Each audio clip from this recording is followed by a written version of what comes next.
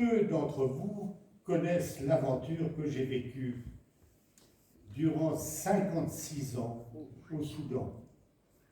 56 ans à raison de 3 mois par année, c'est-à-dire une autre vie.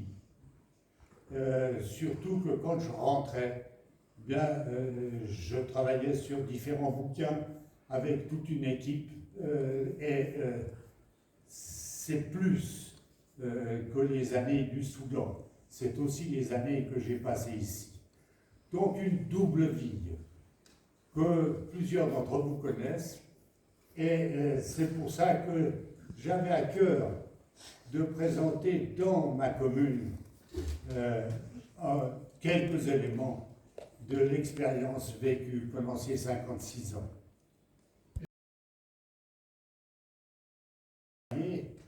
Pendant ces 56 ans, se trouve à environ 500 km au nord de Khartoum, la capitale du Soudan, et 300 km au sud de la frontière de l'Égypte et du Soudan. C'est un ensemble qui est proche du Nil, au bord duquel il s'est développé, mais surtout c'est un point de contact entre le sud et le nord. Alors, vous savez que le Soudan est marqué par des cataractes. Alors, ce ne sont pas des chutes du Niagara, ce sont des rapides qui empêchaient les gens de l'Antiquité de se déplacer facilement sur le Nil. Et on a même retrouvé, nous les archéologues, des sortes de glissières sur lesquelles les Égyptiens faisaient passer leurs bateaux pour éviter ces cataractes sur les bords du désert. Sophistiquée qu'on pense.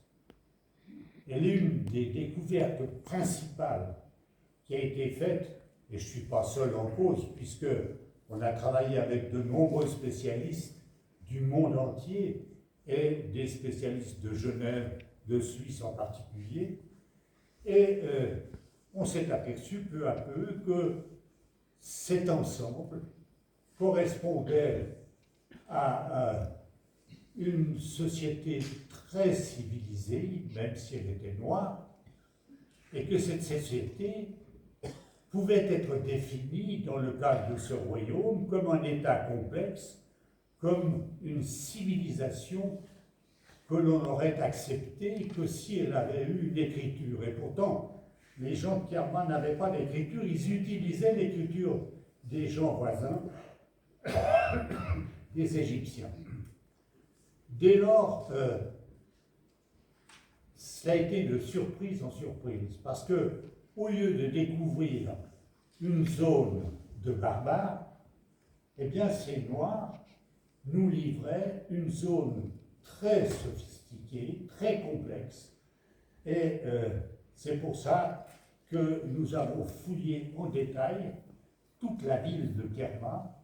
Ce que vous voyez sur ce cliché vous montre notre équipe, une équipe énorme, puisqu'il y avait en moyenne une centaine de personnes qui travaillaient sur le terrain et une cinquantaine de personnes qui s'occupaient des restaurations, des objets, mais aussi des murs. De conquérir ce territoire privilégié pour obtenir de ces produits précieux qui viennent de la région d'Afrique centrale. Et on peut considérer qu'il y a toute une série de pays en Afrique centrale qui se sont développés. Simplement, on ne les connaît pas parce que tous les savants occidentaux ont considéré que c'était des barbares. C'était des Noirs, donc c'était des barbares. Et il y a eu pratiquement presque pas de travaux menés en Afrique centrale. Donc, on est les tout premiers à trouver cette architecture inconnue. Et ces grands palais cérémoniels, on les connaît en Égypte, mais ils sont rectangulaires. Là, ils sont ovales et circulaires. Et puis, il y a des temples circulaires aussi. Oui.